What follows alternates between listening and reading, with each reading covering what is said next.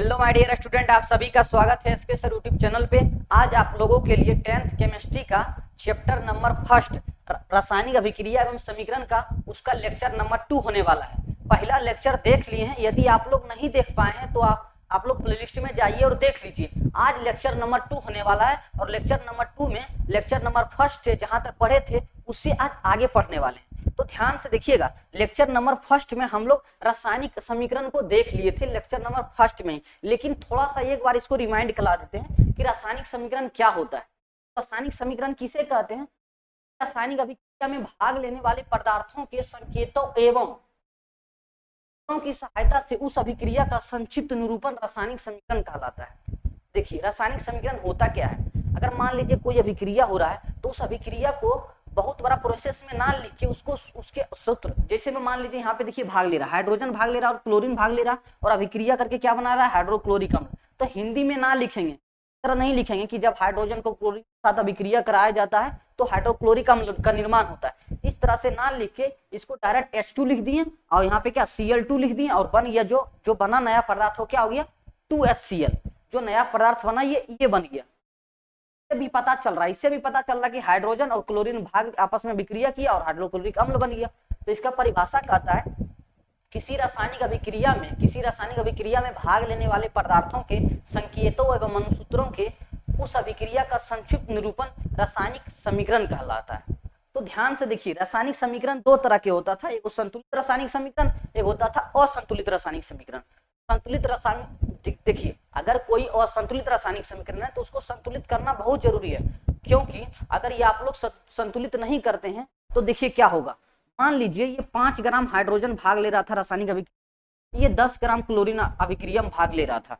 और बनना कितना चाहिए? अगर जितना भाग लेगा उतना ही ना बनना चाहिए, तो बनना इसको कितना चाहिए था? 15 ग्राम।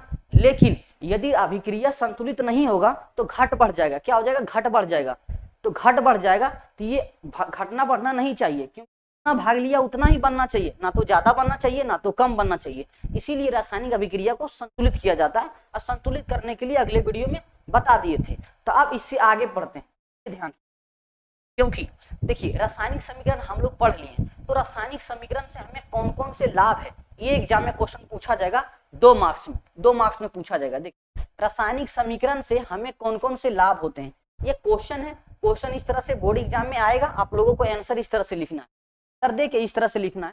रासायनिक समीकरण हमें निम्नलिखित लाभ होते हैं। क्या होते हैं? रासायनिक समीकरण से निम्नलिखित लाभ। इसका मतलब हुआ जो नीचे लिख दिए वही हम लोगों को लाभ प्राप्त होता है। तो पहला लाभ क्या है, ध्यान से देखिए। पहला लाभ देखिए, किसी भी रासायनिक अभिक्रिया का समीकरण के रूप में निरूपण आसान हो जाता है। मतलब कोई रासायनिक अभिक्रिया में भाग ले रहा था कोई पदार्थ, तो उसका निरूपण करना आसान हो जाता है, बहुत इजीली हम निरूपण कर सकते हैं।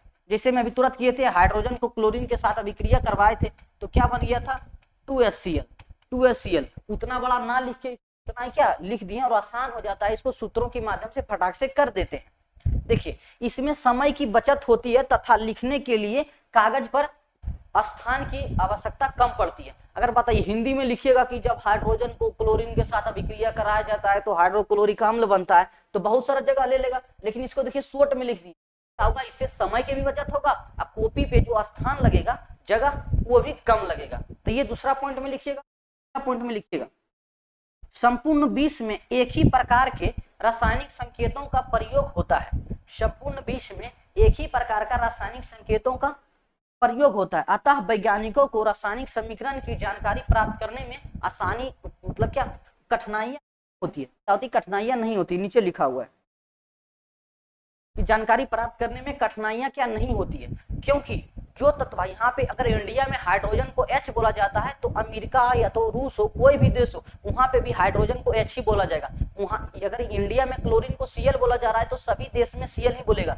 तो उससे होता क्या है, अगर कोई रासायनिक अभिक्रिया लिखा हुआ है, ये वाला मान लीजिए रासायनिक अभिक्रिया लिखा हुआ है, तो यदि ये इंडिया वाला समझ में आ रहा है, इंडिया वाला वैज्ञानिक को, तो ये अमेरिका वाला भी वैज्ञानिक को समझ में आएगा और रूस वाला वैज्ञानिक को भी समझ में आएगा और चीन वाला भी वैज्ञानिक को समझ में आएगा कि हाइड्रोजन और क्लोरीन भाग लिया है तो हाइड्रोक्लोरिक अम्ल बना है। यही बोल रहा है कि कोई भी देश हो, सब में एक ही प्रकार का संकेतों का प्रयोग किया जाता है।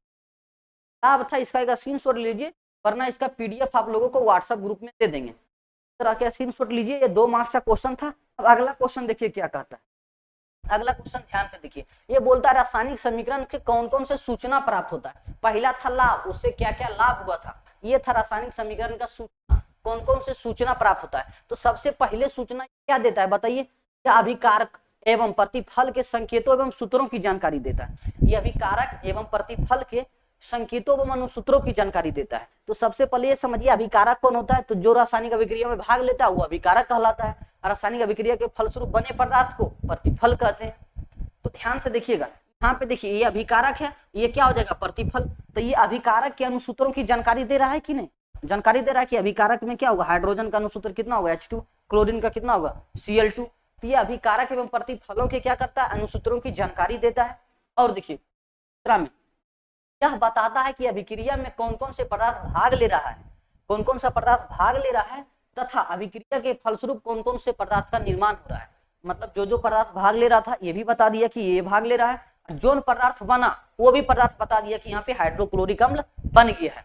तो जो पदार्थ भाग लेता है, जो पदार्थ निर्माण होता है, उस पदार्थ की भी जानकारी ये देता है। अब देखिए पॉइंट नंबर 3 क्या कहता है, अभिकारक में कितने परमाणु या तो कितने अणु भाग ले रहा है और उत्पादक में कितना अणु या तो कितना परमाणु बना है, उसका भी जानकारी ये देता है रासायनिक समीकरण। तो ध्यान से देखिएगा, यहाँ पे भी देखिए इसमें हाइड्रोजन का कितना परमाणु भाग ले रहा है, 2 परमाणु, और क्लोरीन का 2 परमाणु, और यहाँ पे जो बना है, ये जो बना है क्या बना है, हाइड्रोक्लोरिक अम्ल, इसका भी एक ही परमाणु है, लेकिन ये क्या बता रहा है, अणु, हाइड्रोक्लोरिक अम्ल का 2 अणु का निर्माण हुआ। यहाँ पे देखिए हाइड्रोजन का एक ही अणु है, यहाँ पे भी क्लोरीन का भी एक ही अणु है। जो यहाँ पे लिखा रहेगा वो अणु कहलाएगा, और जो यहाँ पे नीचे में लिखा हो रहता है वो परमाणु कहलाता है। अभिकारक में परमाणु या तो अणु भाग लिया और उत्पादक में कितने परमाणु या तो अणु बना, उसका भी जानकारी ये देता है कौन, रासायनिक समीकरण। अब देखिए ध्यान से क्या बोलता है, यह अभिकारक एवं प्रतिफलों के मोलों के अनुपात की जानकारी देता है। जब मोल निकालिएगा, जब 11th में पढ़िएगा तो आप लोगों को केमिस्ट्री में मोल निकालने के लिए बता देगा, ये क्या करेगा, मोलों की जानकारी का भी, ये मोल की जानकारी भी देता है। तो आप लोगों को 11th में पढ़ना है, लेकिन अभी आप लोग इस तरह से लिख दीजिएगा कि ये अभिकारक एवं प्रतिफलों की मोलों की जानकारी देता है। बल कितना मोल हाइड्रोजन भाग ले रहा है, कितना मोल क्लोरीन भाग लिया, और कितना मोल हाइड्रोक्लोरिक अम्ल बना है। तो ये आप लोगों को 11th में पढ़ाएंगे। तो आप लोग ध्यान से सिर्फ ये 4 पॉइंट लिख दीजिएगा, 2 मार्क्स का क्वेश्चन आएगा, 2 मार्क्स आप लोगों को मिल जाएगा। अब आगे देखिए, अगला क्वेश्चन। अब आगे क्वेश्चन में क्या पढ़ेंगे, देखिए चैप्टर का ही नाम था रासायनिक अभिक्रिया एवं समीकरण। तो समीकरण को क्या पढ़ लिए, समीकरण को पहले आप लोगों को इसलिए पढ़ा दिए ताकि किसी भी अभिक्रिया का संक्षिप्त निरूपण कर सकें और आप लोगों को समझा सकें। अब स्टार्ट करते हैं कि रासायनिक अभिक्रिया तो पढ़ लिए, तो रासायनिक अभिक्रिया कितने प्रकार के होते हैं। तो रासायनिक अभिक्रिया कई प्रकार की होती है, बहुत सारा प्रकार के होता है। तो सारा प्रकार यहाँ पे लिखा हुआ है। देखिए सबसे पहले होता है संयोजन अभिक्रिया, फिर पढ़ेंगे वियोजन अभिक्रिया को, फिर पढ़ेंगे ऊष्माक्षेपी अभिक्रिया, फिर पढ़ेंगे ऊष्माशोषी, के बाद 5 नंबर पढ़ेंगे विस्थापन अभिक्रिया, नंबर 6 में पढ़ेंगे भय विस्थापन अभिक्रिया या तो द्वि विस्थापन अभिक्रिया, नंबर 7 में पढ़ेंगे अवक्षेपण अभिक्रिया। और देखिए ध्यान से अभिक्रिया लिखा हुआ है, हर एक अभिक्रिया से ऑब्जेक्टिव क्वेश्चन और सब्जेक्टिव क्वेश्चन दोनों पूछा जाता है। अगर सब्जेक्टिव क्वेश्चन में पूछा जाएगा तो 2 मार्क्स में पूछा जाएगा, लेकिन अभी जो बोर्ड एग्जाम में जो पैटर्न चल रहा है तो होता कभी है, क्या क्या होता है कि 5 मार्क्स का क्वेश्चन पूछता है, उसमें ए बी सी कर दिया और उसमें 3 को अभिक्रिया दे दिया और तीनों को परिभाषित करने के लिए बोल दिया। तो ये 5 मार्क्स में भी पूछा जा सकता है। 5 मार्क्स में पूछेगा तो 1 से 2 3 अभिक्रिया दे देगा और उसका परिभाषा लिखने के लिए बोलेगा। अगर एक वो पूछा तो वो 2 मार्क्स में क्वेश्चन और उसका एग्जाम्पल 1 मार्क्स में पूछेगा, परिभाषा 2 मार्क्स में, इसका एग्जाम्पल 1 मार्क्स में, और 2-3 को दे देगा तो 5 मार्क्स में पूछेगा। अब देखिए 7 को तो इधर हो गया और 7 को इधर है। देखिए कर्मणीय अभिक्रिया, अनुत्कर्मणीय अभिक्रिया और उदासीन अभिक्रिया किसे कहते हैं, और प्रकाश रासायनिक अभिक्रिया। इसके बाद पढ़ेंगे ऑक्सीकरण अभिक्रिया, फिर होगा 13 नंबर में क्या होगा अवकरण अभिक्रिया, और फिर 14 नंबर में पढ़ेंगे रेडॉक्स अभिक्रिया। तो कुल 14 प्रकार की अभिक्रिया, ये 14 प्रकार की अभिक्रिया को आप लोगों को पढ़ना पड़ेगा। ये 14 प्रकार की अभिक्रिया बिल्कुल इंपॉर्टेंट है, सारा अभिक्रिया इंपॉर्टेंट है। तो सबसे पहले शुरुआत से देखते हैं, आज 7 अभिक्रिया पढ़ेंगे, कम से कम 7 अभिक्रिया आज पढ़ लेंगे, फिर कल 7 अभिक्रिया और पढ़ेंगे। ध्यान से देखिए पहला अभिक्रिया का नाम क्या है, संयोजन अभिक्रिया। पहला अभिक्रिया का नाम क्या है, संयोजन अभिक्रिया से आप क्या समझते हैं, क्वेश्चन देखिए इस तरह से आ सकता है, संयोजन अभिक्रिया किसे कहते हैं, संयोजन अभिक्रिया से आप क्या समझते हैं, या तो संयोजन अभिक्रिया को परिभाषित करिए या तो संयोजन अभिक्रिया को एक उदाहरण देके समझाइए। सब में आप लोगों को यही तरह से लिख देना है आंसर बस। तो देखिए संयोजन, नाम से पता चल रहा है संयोजन का मतलब होता है जुटना। संयोजन का मतलब क्या होता है? जुटना। मतलब दो तत्व रहेगा, ए मान लीजिए ए तत्व है, एक मान लीजिए बी तत्व है, ये दोनों जुट के क्या बनना चाहिए? A B. ये देखिए एक अलग तत्व था, ये एक अलग तत्व था, दोनों क्या हो गया? जुट के बन गया ए बी, तो क्या हो गया? संयोग हो गया। संयोग का मतलब जुट गया। तो इसका परिभाषा भी क्या होगा? ये देखिए एक रासायनिक अभिक्रिया है, तो सबसे पहले हर क्वेश्चन में ये कॉमन रहेगा कि वह रासायनिक अभिक्रिया, या तो वह अभिक्रिया या तो वह रासायनिक अभिक्रिया, वह रासायनिक अभिक्रिया जिसमें दो या दो से अधिक अभिकारक साथ मिलकर एक उत्पाद बनाता है। मतलब ये जो भाग ले रहा था ये क्या कहलाता है? अभिकारक। तो दो या दो से अधिक उत्पाद हो सकता है अभिकारक, वो आपस में अभिक्रिया करके एक उत्पाद बनाएगा, तब उसे हम बोलेंगे संयोजन अभिक्रिया। तो आप लोगों को देख के ही पता चल जाना चाहिए अभिक्रिया की कौन सा अभिक्रिया संयोजन अभिक्रिया। संयोजन अभिक्रिया किसे कहते हैं? तो वह रासायनिक अभिक्रिया जिसमें दो या दो से अधिक अभिकारक संयोग होके एक उत्पाद का निर्माण करता है, उसे संयोजन अभिक्रिया कहते हैं। तो उसका एग्जाम्पल देखिए, यहाँ पे देखिए दो गो अभिकारक है, ये दोनों क्या है? अभिकारक है। ये दोनों संयोग होके क्या बना लिया? CaOH का होल 2। तब यहीं से नाम देखते जाइएगा, अभी से याद रखिएगा, इसको बोला जाता है कैल्शियम ऑक्साइड। इसको कैल्शियम ऑक्साइड, ये पे क्या है? जल। कैल्शियम ऑक्साइड और जल को आपस में विक्रिया करते हैं तो क्या बनाता है? ये बुझा हुआ चूना है। ये क्या है? बुझा हुआ चूना। तो बुझा हुआ चूना का रासायनिक सूत्र पूछेगा तो यही बताइएगा, कैल्शियम डाइऑक्साइड। क्या है? कैल्शियम हाइड्रोक्साइड ऑक्साइड है।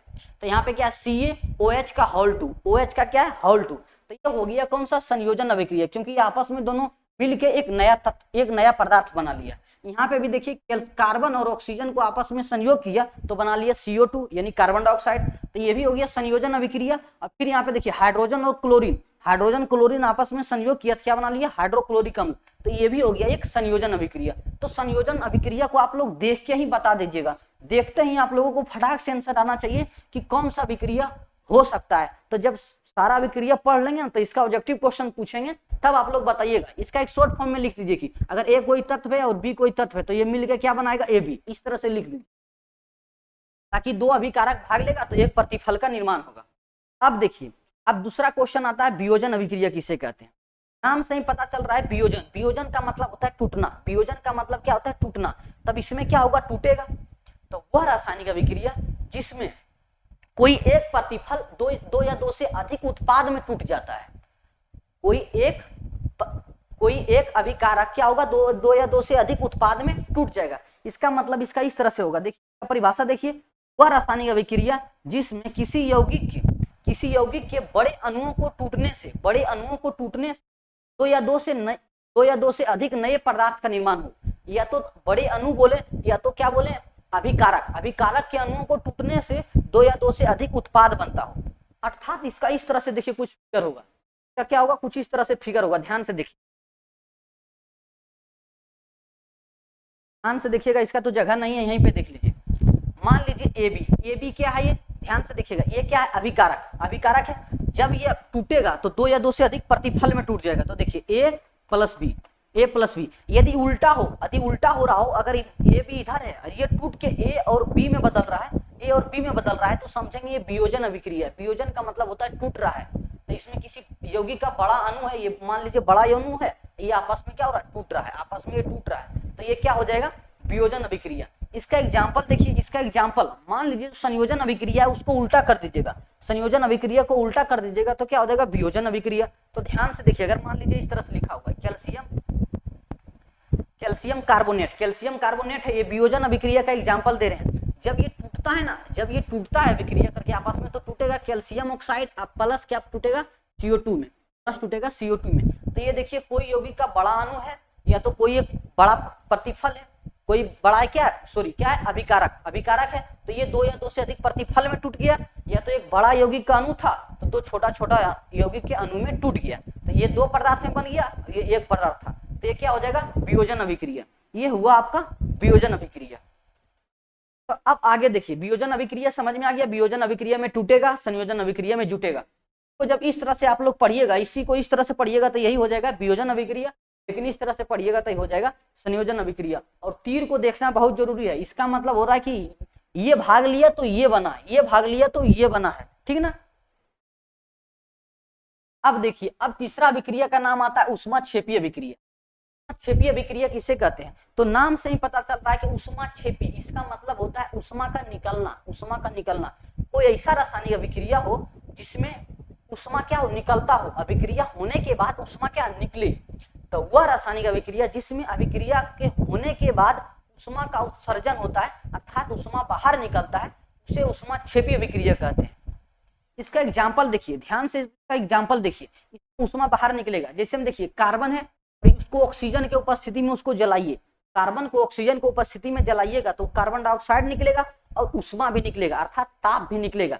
जैसे में आप लोग देखिए ना, मान लीजिए आप लोग कहीं पे सांस ले रहे हैं, जैसे मान लीजिए ठंडी में आप लोग बहुत सारा 10 गो 20 गो, एक रूम है एक हॉल में, उसमें 100-150 बच्चा बैठ के पढ़ रहा है, तो उसमें देखिएगा थोड़ा बहुत गर्माहट का महसूस होगा, क्योंकि सबका नाक के द्वारा उससे क्या कार्बन डाइऑक्साइड निकलेगा। तो कार्बन डाइऑक्साइड जब भी निकलता है तो उससे थोड़ा थोड़ा उसमें क्या निकलता है, उष्मा निकलता है, अर्थात ताप की मात्रा निकलती है, तो जिससे वो रूम क्या हो जाता है, गर्म हो जाता है।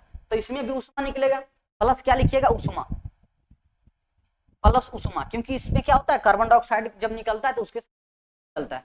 और देखिए नंबर 2 में देखिए, जल में चूना का घुलना, जल में चूना का घुलना। आप लोग कभी घर का पुताई करते होंगे तो आप लोग चूना लाते होंगे, अगर मान लीजिए इसमें पानी भरा हुआ है, पानी भरा हुआ, इसमें जैसे ही आप चूना डालिएगा ना, चूना डालिएगा ना, तो उससे थोड़ा बहुत क्या ताप निकलेगा, उससे थोड़ा बहुत ताप निकलेगा, अजीब टाइप से वो क्या होगा, खौलेगा और ताप निकलेगा, तो उससे क्या निकलेगा, ताप। जब भी आप चूना को घोलिएगा पानी में तो उससे निकलेगा ताप, तो ये भी क्या होगा, उष्माक्षेपी अभिक्रिया का एग्जाम्पल। आप लोगों के एग्जाम में यही पूछा जाएगा कि निम्नलिखित में कौन सा उष्माक्षेपी अभिक्रिया है। ये सब अभिक्रिया रहेगा तो क्या हो जाएगा, ये सब अभिक्रिया रहेगा तो क्या होगा, उष्माक्षेपी अभिक्रिया। तो ऑब्जेक्टिव के फॉर्म में यही सब पूछा जाएगा, इसीलिए बहुत सारा देखिए एग्जाम्पल लाए हैं। और देखिए जल में CO2 का घुलना, यदि जल में CO2 को घोलिएगा तो क्या होगा, उसमें जब घोलिएगा तो क्या होगा, उसमें उष्मा निकलेगा। जैसे में आप लोग पियोगे स्प्राइट में CO2 डाला हुआ रहता है, स्प्राइट में क्या रहता है, CO2। तो स्प्राइट को जैसे ही आप खोलिएगा तो फूंक से ना बहुत सारा ज्यादा पानी फेंकेगा, क्या फेंकेगा, पानी, तो उसमें CO2 भी मिलाया जाता है, उसमें CO2 भी मिलाया जाता है स्प्राइट वगैरह में। तो आप लोग पीने में भले ठंडा लगता हो, लेकिन बाद में वो क्या आता है, वो गर्माहट चीज होता है, उसमें गर्मी होता है थोड़ा। जल में यदि CO2 मिलाइएगा तो क्या होगा, उससे उष्मा निकलेगा। और बताइए श्वसन की क्रिया, जब हम लोग सांस लेते हैं तो उसमें भी क्या उष्मा निकलती है, जैसे आप सांस को छोड़िएगा तो क्या निकलेगा, उष्मा, सांस को छोड़िएगा तो क्या निकलेगा, उष्मा। और देखिए वियोजन अभिक्रिया, ये तो बहुत इंपॉर्टेंट है, ये वियोजन अभिक्रिया। वियोजन अभिक्रिया का मतलब क्या बताए थे, टूटना। क्या मतलब टूटना, अगर मान लीजिए AB में है तो ये क्या टूटेगा, A और B में टूटेगा। आप ही बताइए यदि कोई चीज टूटेगा तो उष्मा निकलेगा कि नहीं, यदि कोई चीज जुटा हुआ है, यदि उसको फटाक से तोड़िएगा तो उससे जरूर है कि उष्मा निकलेगा। जैसे मैं यहाँ पे क्या बताए थे, इसका एग्जाम्पल कैल्शियम कार्बोनेट टूटा किससे, कैल्शियम ऑक्साइड और CO2 में, प्लस क्या निकलेगा, उष्मा, थोड़ा बहुत इसमें क्या निकलेगा, उष्मा। वियोजन, हर वियोजन अभिक्रिया में थोड़ा बहुत उष्मा निकलता है। तो आप लोग ये समझ में आ गया होगा उष्माक्षेपी अभिक्रिया किसे कहते हैं, तो उष्मा निकलेगा। इसका एग्जाम्पल इंपॉर्टेंट है, इसका एग्जाम्पल याद रखिएगा। आगे देखिए, अब अगला क्वेश्चन आता है उष्मा शोषी। पहले पढ़े थे उष्माक्षेपी अभिक्रिया, अब पढ़ रहे हैं उष्मा शोषी। तो ऐसी रासायनिक अभिक्रिया जिसमें अभिक्रिया होने के फलस्वरूप उष्मा का अवशोषण हो, उष्मा का क्या हो, अवशोषण हो, अर्थात उस समय जब अभिक्रिया पूरा हो जाएगा तो ठंडाहट का महसूस होगा, मतलब ठंडापन का महसूस होगा, मतलब उष्मा क्या होगा, सोख लिया जाएगा। इसमें उष्मा निकलता था, इसमें उष्मा नहीं निकलेगा। ऐसी रासायनिक अभिक्रिया जिसमें अभिक्रिया होने के फलस्वरूप उष्मा का अवशोषण हो, उसे उष्मा शोषी अभिक्रिया कहते हैं। इसका एग्जाम्पल ये देखिए, सबसे फेमस है ये एग्जाम्पल, जब नाइट्रोजन को जब ऑक्सीजन के साथ अभिक्रिया कराया जाता है, ये अभिक्रिया तभी करेगा जब इसमें कुछ ना कुछ हीट हो, जब कुछ हीट दीजिएगा तब ये अभिक्रिया करेगा, और हीट करने के बाद नाइट्रोजन ऑक्साइड बनाएगा और ये अपने आप में फिर ठंडा हो जाएगा, अपने आप में क्या हो जाएगा, ठंडा हो जाएगा। ये होता है बाष्पोत्सर्जन। बाष्पोत्सर्जन आप लोगों को कब समझ में आएगा, बायोलॉजी में पढ़ाएंगे तो बाष्पोत्सर्जन आप लोगों को समझ में।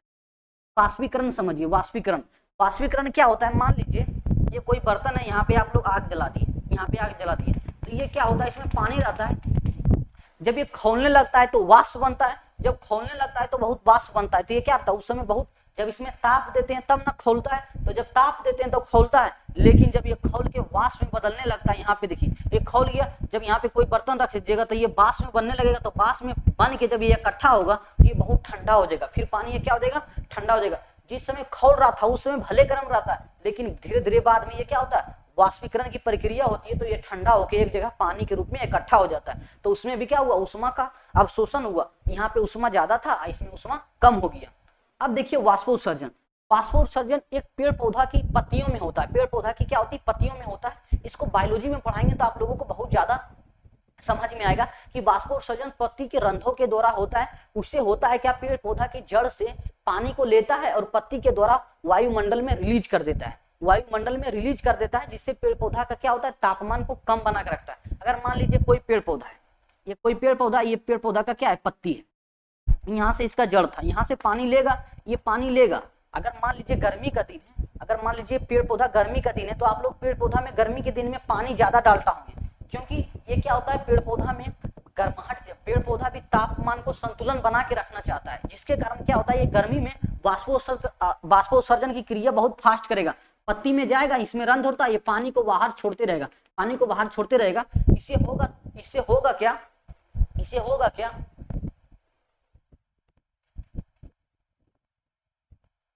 इससे होगा क्या? ध्यान से देखिएगा, वाष्पोत्सर्जन बता रहे थे, ध्यान से देखिएगा। वाष्पोत्सर्जन में होता क्या है? ये पेड़ पौधा, मान लीजिए कोई पेड़ पौधा, ये क्या? उसका जड़ है, जड़ से पानी लेगा और पत्ती से क्या करेगा? वाष्प बना के छोड़ेगा। तो इससे क्या होगा? जब पेड़ पौधा जब गर्म होगा तो उसका जो शरीर, जो पेड़ पौधा का शरीर होगा, उसका तापमान संतुलन बना के रखेगा और उसका तापमान घट जाएगा। तो वाष्पोत्सर्जन भी प्रक्रिया क्या करता है? उष्मा का अवशोषण करता है। वाष्पीकरण में भी उष्मा का अवशोषण होता है। नाइट्रोजन को ऑक्सीजन के साथ अभिक्रिया कराया जाता है तो भी इसमें उष्मा का अवशोषण होता है। ये तीनों एग्जाम्पल, इसका बेस्ट एग्जाम्पल एग्जाम में पूछा जा सकता है, तो आप लोग बता दीजिए। अब आगे देखिए, अब आगे आता है विस्थापन अभिक्रिया। विस्थापन अभिक्रिया एक ठो क्या आता है? द्विविस्थापन अभिक्रिया। विस्थापन अभिक्रिया आप लोग तभी समझ पाइएगा, ध्यान से देखिए। विस्थापन अभिक्रिया का परिभाषा क्या कहता है? जब कोई तत्व किसी दूसरे यौगिक के तत्व को विस्थापित कर दे, विस्थापन अभिक्रिया कहते हैं। जब कोई तत्व किसी दूसरे यौगिक के तत्व को विस्थापित कर दे, तब उसे विस्थापन अभिक्रिया कहते हैं। ये देखिए, कोई तत्व है, ये कोई यौगिक है, तो इसका जो यहाँ पे तत्व है ना, उसको ये विस्थापित कर देगा, इसको ये विस्थापित कर देगा, तब इस अभिक्रिया को विस्थापन अभिक्रिया कहेंगे। लेकिन ये विस्थापित इसको तभी करेगा जब ये इससे ज्यादा क्रियाशील होगा। ये क्या होगा? इससे ज्यादा क्रियाशील होगा। तो सबसे पहले समझते हैं क्रियाशीलता का आप लोगों को ट्रिक बताए थे, ध्यान से देखिएगा। क्रियाशीलता का क्या ट्रिक बताए थे? आप लोग प्लेलिस्ट में जाइएगा और सर्च कीजिएगा, या तो यूट्यूब पे सर्च कीजिएगा केमिस्ट्री का जादुई मंत्र फर्स्ट, या तो क्रियाशीलता का ट्रिक। ये आप लोगों को यूट्यूब पे मिल जाएगा, मेरा यूट्यूब चैनल के। लेकिन यहाँ पे भी बता देते हैं, ध्यान से एक बार देखिएगा, ध्यान से। ये पूरा धातु लिखा हुआ है। जो तत्व ज्यादा ऊपर है, जो तत्व क्या है? ज्यादा ऊपर है, वो ज्यादा क्रियाशील है। जो ज्यादा ऊपर है वो ज्यादा क्रियाशील है, और जो नीचे है वो कम क्रियाशील है। अर्थात यहाँ पे बोले तो लिथियम सबसे ज्यादा क्रियाशील है, और यहाँ पे क्या लिखा हुआ है? प्लेटिनम सबसे कम क्रियाशील है। लेकिन आप लोगों को एग्जाम में पूछेगा तो बोलेगा कि निम्नलिखित में सबसे कम क्रियाशील धातु कौन है? तो यहाँ पे आप लोगों का ऑप्शन में रहेगा सोना। तो क्या मारिएगा? सोना, क्योंकि ऑप्शन में प्लेटिनम नहीं रहेगा। प्लेटिनम होगा तो आप लोग प्लेटिनम मारिएगा। आप लोग प्लेटिनम को देखेंगे तो सोना के टाइप का ही होता है प्लेटिनम सोना से ज्यादा महंगा होता है। ये सब इंडस्ट्री में, बॉलीवुड जब फिल्म में देखेंगे तो सलमान खान, शाहरुख खान, बहुत सारा हीरो ये पहना रहेगा, प्लेटिनम पहनेगा, सोना को नहीं पहनेगा, प्लेटिनम को पहनेगा, क्योंकि उसके पास पैसा ज्यादा है तो कुछ भी पहन सकता है। जो तत्व ऊपर ज्यादा होगा वो ज्यादा क्रियाशील होगा, जो नीचे होगा कम क्रियाशील होगा। इसका ट्रिक भी है, देखिए। सबसे ज्यादा क्रियाशील लिथियम है, फिर पोटेशियम है, फिर सोडियम है, इसके बाद कैल्शियम है, मैग्नीशियम, एल्यूमिनियम, और फिर यहाँ पे क्या लिखा हुआ? जिंक, इसके बाद लोहा, इसके बाद निकेल, इसके बाद टिन, इसके बाद हाइड्रोजन, इसके बाद क्या है? कॉपर, इसके बाद एजी यानी बोले सिल्वर, इसके बाद एयू बोले तो सोना, और पीटी से हो गया प्लेटिनम। इसका ट्रिक देखिए क्या है? लीना के नाना का है, मगर आलोक जी फेविकॉल निकाल टीन से हाइड्रोजन को सिल्वर गोल्ड दे पटक पटक के। ट्रिक क्या है? मेरे साथ एक बार बोलिए।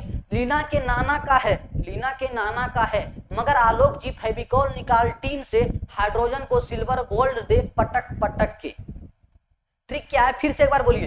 लीना के नाना का है, मगर आलोक जी फेविकोल निकाल टीन से हाइड्रोजन को सिल्वर गोल्ड दे पटक पटक के। तो देखिए लीना से क्या हो जाएगा? ध्यान से देखिए, लीना से क्या हो गया? ध्यान से देखिएगा। लीना से हो गया लिथियम, के से हो गया पोटेशियम, नाना से क्या हो गया? सोडियम, और का से हो गया कैल्शियम, मगर से हो गया मैग्नीशियम, आलोक से हो गया क्या? एल्यूमिनियम, और जी से हो गया जिंक, और फेविकोल से हो गया Fe यानी लोहा, और निकाल से क्या हो गया? निकेल, और टीन से हो गया, से तो टीन ही हो गया, और से हो गया सीसा, और फिर हाइड्रोजन तो हाइड्रोजन ही रह गया, और को से हो गया कॉपर, और फिर यहाँ पे सिल्वर हो गया, यहाँ पे सिल्वर तो सिल्वर ही हो गया, और गोल्ड तो गोल्ड हो गया, और पटक पटक के दे से हो गया क्या? प्लेटिनम। तब आप लोग अब बता दीजिएगा। अब देखिए क्वेश्चन कैसे पूछेगा, दूसरा निम्न में से सबसे क्रियाशील धातु कौन है। तो इसमें बताइए सबसे ज्यादा क्रियाशील धातु कौन है। जो आप लोगों को चार्ट दिए श्रेणी में, जो ऊपर होगा ज्यादा क्रियाशील होगा। तो बताइए सबसे ऊपर इसमें कौन दिख रहा है आप लोगों को, बताइए तो। जिंक दिख रहा है कि सोडियम दिख रहा है कि पोटेशियम की लोहा, बताइए। अभी तुरंत ही क्रियाशीलता का ट्रिक दिए हैं, तो देखिए एक बार देख लीजिए। सबसे ऊपर क्या है, पोटेशियम। सबसे ऊपर क्या है, पोटेशियम। सोडियम से भी ज्यादा क्या है, पोटेशियम। लेकिन पानी में सबसे ज्यादा क्रियाशील कौन होता है, सोडियम। पानी में यदि जल में बोलिएगा, यदि जल में आप लोग एक सोडियम डालिएगा पानी में, तो बहुत बड़ा धड़ाम से ब्लास्ट करेगा ये सोडियम। तो आप लोग ध्यान से देखिएगा। तो इसमें राइट आंसर क्या होगा, पोटेशियम। इसमें राइट आंसर क्या होगा, पोटेशियम। यदि पोटेशियम नहीं होता तो होता यहाँ पे क्या, सोडियम।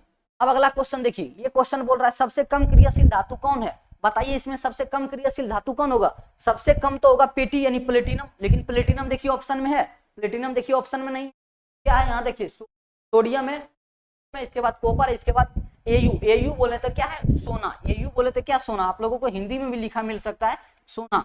तो ये क्या होगा, ऑप्शन नंबर डी, सोना। सोना सबसे कम क्रियाशील धातु होता है, इस स्वतंत्र अवस्था में पाया जाता है। देखिए ध्यान से आ गया। निम्नलिखित में कौन सबसे अधिक क्रियाशील है, निम्न में से कौन सबसे अधिक क्रियाशील है। आप लोग देख के बताइए कि सबसे ज्यादा क्रियाशील कौन है। तो जो ज्यादा ऊपर होगा, जो क्रियाशीलता श्रेणी में ज्यादा ऊपर होगा, ज्यादा क्रियाशील होगा। अब बताइए कौन सा क्रियाशीलता श्रेणी में ज्यादा होगा। तो क्या बताए थे, हाइड्रोजन को सिल्वर गोल्ड दे पटक पटक के। अब देखिए यहाँ पे क्या, पीटी है, ये तो नीचे है सबसे। बोल रहा है क्रियाशील अधिक कौन है, ये सोना है। सोना देखिए यहाँ पे है। फिर एजी, एजी बोले तो चांदी, चांदी यहाँ पे। और ये एल्यूमिनियम, एल्यूमिनियम बहुत ऊपर था। आलोक जी, आलोक जी ना के नाना का है, मगर आलोक से आया था एल्यूमिनियम। तो एल्यूमिनियम तो बहुत ऊपर है। इसका मतलब इसमें जो क्रियाशील होगा सबसे ज्यादा कौन होगा, एल्यूमिनियम। सबसे ज्यादा क्रियाशील जो होगा वो होगा एल्यूमिनियम। अब आगे देखिए, इसमें बोल रहा है स्वतंत्र अवस्था में पाए जाने वाला तत्व कौन सा है। स्वतंत्र अवस्था में कौन सा तत्व पाया जाता है, बताए थे आप लोगों को। कौन सा पाया जाता है, सोडियम नहीं पाया जाता है। जैसे इसको वायु संपर्क में लाइएगा, फटाक से ये क्या हो जाएगा, अभिक्रिया करके ब्लास्ट हो जाएगा। एल्यूमिनियम भी नहीं पाया जाता है, लोहा भी नहीं पाया जाता है, इसमें तो जंग लग जाता है। और देखिए ये पाया जाता है सोना। एयू का मतलब क्या होता है, सोना। ये स्वतंत्र अवस्था में पाया जाता है, तब ना हम लोग पहनते हैं। अगर ये स्वतंत्र अवस्था में नहीं पाया जाता, जैसे इसमें यहाँ पे सोना पहनते हैं, तो क्या होता है उसमें जंग वगैरह या तो कुछ लगने लगता, अच्छा नहीं लगता। स्वतंत्र अवस्था में पाया जाता है, इसीलिए हम लोग इसका आभूषण के रूप में प्रयोग करते हैं। अब आगे देखिएगा, अब अभिक्रिया समझिए। विस्थापन अभिक्रिया पढ़ रहे थे, तो ये देखिए विस्थापन अभिक्रिया क्या होता है। जब कोई तत्व किसी यौगिक के तत्व को विस्थापित कर दे तो उसे विस्थापन अभिक्रिया कहते हैं। तब यहाँ पे देखिए कोई तत्व है, आप ये देखिए हाइड्रोजन को तभी विस्थापित कर पाएगा जब ये जिंक होगा। ये जिंक है, ये हाइड्रोजन से ज्यादा क्रियाशील होगा। तो आप लोगों को बता दिए ये जिंक क्या है, ज्यादा क्रियाशील है, किससे, हाइड्रोजन से। तब क्या करेगा, जिंक इसको मारेगा और उसको भगा देगा, भगा के यहाँ पे ये साइड ले देगा। हाइड्रोजन हो गया ये साइड, और इसके स्थान पे क्या देगा, जिंक। तो यहाँ पे क्या हो जाएगा, ZnSO4, ZnSO4 plus H2 plus क्या होगा, H2। इस तरह से अभिक्रिया पूरा होगा, तो इसको बोलेंगे विस्थापन अभिक्रिया। अब देखिए यहाँ पे Fe क्या है, लोहा। यहाँ पे कितना है, Zn मतलब जिंक। अब बताइए लोहा इसको विस्थापित कर पाएगा कि नहीं। ये लोहा इसको तभी विस्थापित कर पाएगा जब लोहा ज्यादा क्रियाशील होगा जिंक से। लोहा ज्यादा क्रियाशील है जिंक से, बताइए क्रियाशीलता श्रेणी में। अगर ये ज्यादा क्रियाशील है तब इसको क्या कर देगा, विस्थापित कर देगा। तो आप लोगों को बताए थे लोहा क्या है, ज्यादा क्रियाशील है जिंक से, तो इसको क्या कर देगा, विस्थापित कर देगा। तो क्या हो जाएगा, FeSO4। अब क्या हो जाएगा, FeSO4, और यहाँ पे बाहर निकल जाएगा क्या, Zn क्या हो जाएगा, बाहर निकल जाएगा। अब अगला क्वेश्चन, अब देखिए क्वेश्चन आप लोगों को देते हैं, अभी फटाक से कमेंट बॉक्स में आंसर दीजिए। कमेंट बॉक्स में इसका क्या दीजिए, आंसर। अब बताइए, मान लीजिए यहाँ पे लिख दिए हाइड्रोजन, और यहाँ पे लिख देते मान लीजिए एल्यूमिनियम। अब प्लस यहाँ पे लिख दीजिए मान लीजिए सोडियम सल्फेट मान लीजिए लिख दिए, सोडियम सल्फेट, NO2 हो जाएगा, SO4 हो जाएगा। अब बताइए एल्यूमिनियम स्थापित कर पाएगा कि नहीं, अभिक्रिया पूरा होगा ही नहीं। क्यों नहीं होगा, ये जो एल्यूमिनियम है इससे कम क्रियाशील है, इससे क्या है, कम क्रियाशील है। क्रियाशील ज्यादा कौन है, सोडियम। तो ये अभिक्रिया पूरा नहीं होगा। तो आप लोग ये भी देख के बता दीजिएगा कि अभिक्रिया पूरा होगा कि नहीं, अभिक्रिया सही है कि नहीं, क्योंकि जो ज्यादा क्रियाशील होगा उसी को इसको विस्थापित कर सकता है। तो ये अभिक्रिया पूरा नहीं होगा। अब देखिए हम शुरुआत में आ जाते हैं जहां पढ़ रहे थे विस्थापन अभिक्रिया। अब देखिए विस्थापन अभिक्रिया को आप लोग फटाफट से उड़ा दीजिएगा। अब देखिए यहाँ पे क्या आ गया, विस्थापन अभिक्रिया। विस्थापन अभिक्रिया जब कोई तत्व किसी दूसरे यौगिक के तत्व को विस्थापित करते उसे विस्थापन अभिक्रिया कहते हैं। तो ये देखिए विस्थापित कर दिया। यहाँ पे देखिए क्या लिखा हुआ है, लोहा लोहा यहाँ पे है, ये क्या है H2SO4। तो देखिए लोहा ज्यादा क्रियाशील है हाइड्रोजन से, तो इसको विस्थापित कर देगा तो क्या हो जाएगा FeSO4, H2 बाहर निकल जाएगा। अब देखिए द्विविस्थापन अभिक्रिया, द्विविस्थापन अभिक्रिया में होगा क्या, इसमें दो यौगिक होगा, इसमें दो यौगिक होगा और अपने आयनों का आदान प्रदान करके, आयनों का आदान प्रदान करके तो नए नए यौगिक का निर्माण करेगा, उसे द्विविस्थापन अभिक्रिया कहते हैं, या तो उभय विस्थापन। उभय का मतलब हुआ एक से ज्यादा मतलब एक बार विस्थापित कर रहा तो उसे विस्थापन बोल दिए, लेकिन दो दो तत्व को विस्थापित करेगा तो उसे उभय विस्थापन अभिक्रिया कहेंगे। तो इसमें होता क्या है, देखिए परिभाषा क्या था, वह रासायनिक अभिक्रिया जिसमें दो यौगिक अपने आयनों का आदान प्रदान करके दो नए यौगिक का निर्माण करते हैं, उसे विस्थापन अभिक्रिया कहा जाता है। तो ये देखिए दो कोई यौगिक है, जब भी दो यौगिक तो यदि दो तत्व में मिला हो तो उसमें समझ जाइएगा एगो पॉजिटिव होता है एगो निगेटिव होता है, क्योंकि पॉजिटिव निगेटिव भी मिल सकता है।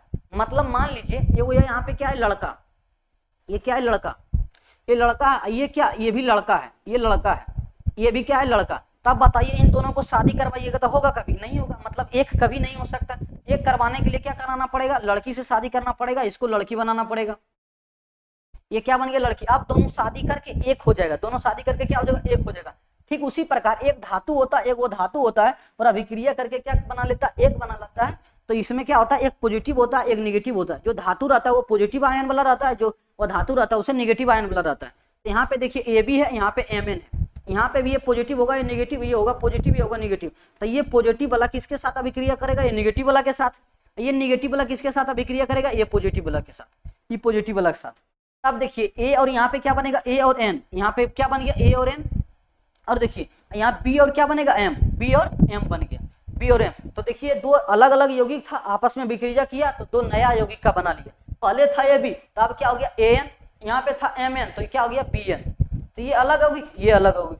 अब इसका एग्जाम्पल देखिए क्या लिखा हुआ FeS लिखा हुआ है, यहाँ पे हाइड्रोजन सल्फाइड लिखा हुआ है, यहाँ पे क्या सॉरी क्या लिखा हुआ है H2SO4, यहाँ पे क्या लिखा हुआ है FeS। यहाँ Fe प्लस में होगा और S निगेटिव में होगा, यहाँ पे H2 प्लस में होगा, यहाँ पे H2 जो लिखा हुआ SO4 क्या होगा माइनस में। तो ये बताइए ये प्लस वाला इसके साथ माइनस के साथ अभिक्रिया करेगा तो क्या होगा FeSO4, यहाँ पे हो गया FeSO4। यहाँ पे जो S लिखा हुआ ये निगेटिव वाला है, तो नेगेटिव वाला पॉजिटिव के साथ अभिक्रिया करेगा तो क्या हो जाएगा H2S, क्या हो जाएगा H2S, क्या हो गया H2S। और देखिए अब नीचे क्या बोल रहा है नाइट्रोजन, यहाँ पे सॉरी क्या है सोडियम Na2SO4। अब बताइए ये क्या होगा पॉजिटिव होगा, Na2 क्या होगा पॉजिटिव, SO4 क्या होगा नेगेटिव, SO4 क्या होगा नेगेटिव। यहाँ Ba लिखा हुआ ये धातु है तो ये हो जाएगा पॉजिटिव, क्लोरीन वो धातु है तो इस पे हो जाएगा नेगेटिव। तो ये बताइए पॉजिटिव वाला किसके साथ अभिक्रिया करेगा, ये नेगेटिव वाला के साथ। तो सोडियम किसके साथ अभिक्रिया करेगा, क्लोरीन के साथ। तो क्या बना लेगा NaCl, क्या बना लिया NaCl बना लिया। अब देखिए इस ये यहाँ पे क्या लिखा हुआ SO4 क्या नेगेटिव, तो ये पॉजिटिव वाला के साथ अभिक्रिया करेगा तो BaSO4 हो जाएगा, क्या हो जाएगा BaSO4। एक प्लस एक माइनस के साथ अभिक्रिया करके दो नए यौगिक का निर्माण कराएगा, उसे द्विविस्थापन अभिक्रिया कहेंगे। आप लोगों की एग्जाम में इस तरह से लिखा हुआ रहेगा, इस तरह से लिखा हुआ रहेगा, नीचे पूछेगा निम्नलिखित में कौन द्विविस्थापन अभिक्रिया है, तो आप लोग एग्जाम्पल देख के बताइएगा कौन द्विविस्थापन अभिक्रिया है। अब इससे आगे देखिए, और ये क्वेश्चन बहुत इंपॉर्टेंट है ये वाला, क्योंकि ये 2 मार्क्स में बिहार बोर्ड में हमेशा क्वेश्चन पूछा ही जाता है। तब देखिए इस क्वेश्चन का आंसर, ये क्वेश्चन का परिभाषा ये बोलता है अवक्षेपण अभिक्रिया किसे कहते हैं, ये एग्जाम में पूछा जाता है हमेशा। तो ये अभिक्रिया होता क्या है कि वह रासायनिक अभिक्रिया जिसमें कोई प्रतिफल ठोस के रूप में विलयन से अलग हो जाता है। मतलब वह प्रतिफल, मतलब किसी रासायनिक अभिक्रिया में जब अभिकर्मक भाग लेगा तो जो प्रतिफल बनेगा वो विलयन से अलग हो जाएगा, वो विलयन से क्या होगा अलग हो जाएगा। जैसे मान लीजिए ये दो, ये क्या है सॉरी ए और बी दो तत्व है ना, ये दो यौगिक मान लीजिए, दो यौगिक है ए बी और यहाँ पे क्या Mn था, Mn ये आपस में अभिक्रिया करेगा। प्रतिफल ये क्या है सॉरी ये क्या अभिकारक है, तो अभिकारक जब जैसी अभिक्रिया करेगा तो विलयन के फॉर्म में अभिक्रिया करेगा। और ये जो मान लीजिए ए और एम आ गया, मान लीजिए ए और क्या आ गया, यहाँ पे एन था तो ए और एन आ गया, और ए एन मान लीजिए ठोस बन गया तो ये विलयन से क्या हो जाएगा अलग हो जाएगा, अभिक्रिया करेगा और विलयन से अलग हो जाएगा। विलयन के फॉर्म में अभिक्रिया करेगा लेकिन ठोस अपने आप अलग हो जाएगा। तो ध्यान से देखिएगा NaCl क्या है नमक है, NaCl क्या है नमक है। तो यहाँ पे AgNO3 और नाइट्रेट, जब ये दोनों को आपस में अभिक्रिया कराया जाता है तो AgCl यानी सिल्वर क्लोराइड और NO3 बनता है, और ये जो होता है वो विलयन से अलग हो जाता है। ये क्या हो जाता है, विलयन से अलग हो जाता है, ये अपक्षेप के रूप में प्राप्त होता है। ये दोनों का विलयन होता है, ये दोनों का विलयन के फॉर्म में जब आपस में अभिक्रिया करवाएंगे AgCl आपस ये अलग हो जाएगा, विलयन से क्या हो जाएगा, अलग हो जाएगा, और ये अपक्षेप के रूप में प्राप्त होता है। इसीलिए तीर इस तरह से लगा दिए, और ये अलग हो जाता है आपस में। और देखिए यहाँ पे क्या लिखा हुआ है, Ki लिखा हुआ है, Ki यानी पोटेशियम आयोडीन, पोटेशियम और आयोडीन जब ये अभिक्रिया करता है इससे PbNO3 होल 2 से अभिक्रिया करेगा तो क्या बनेगा, Pb, यहाँ पे हो जाएगा Pb, यहाँ पे देखिए ध्यान से देखिएगा, ये Pb हो जाएगा अलग, Pb हो गया अलग, यहाँ पे जो पोटेशियम है पोटेशियम नाइट्रेट हो जाएगा अलग, और अपक्षेप के रूप में प्राप्त होगा सीसा। क्या प्राप्त होगा, सीसा। Pb को क्या बोलते हैं, सीसा।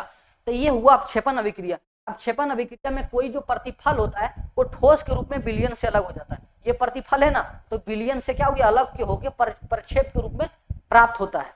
तो आज के लिए यहीं तक, ये साथी को रासायनिक अभिक्रिया को देखेंगे और 7 रासायनिक अभिक्रिया को अगले वीडियो में देखेंगे। तो मिलते हैं नेक्स्ट वीडियो में, तब तक के लिए